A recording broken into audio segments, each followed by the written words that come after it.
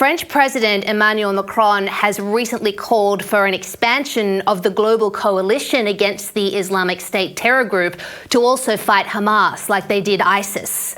Is this a move you would like to see happen? Well, of course, but it's irrelevant if it's France or anybody else doing it. I mean, when does the international community ever do something that's meaningful and lasting?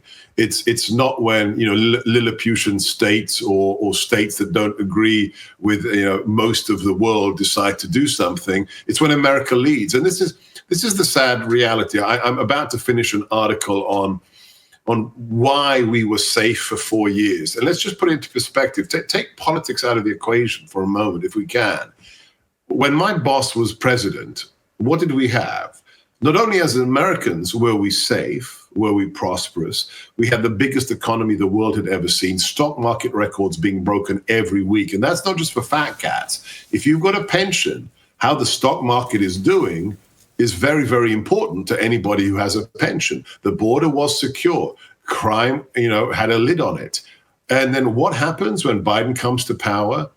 We surrender Afghanistan. We have 13 of our war fighters murdered by ISIS. ISIS, by the way, whose caliphate we destroyed when we were in the White House. The border is opened. 16 million illegals enter the nation in the last 3 years. And then what happens? Vladimir Putin invades Ukraine. And then what happens? China remilitarizes, starts flying past our aircraft, buzzing our ships in international waters.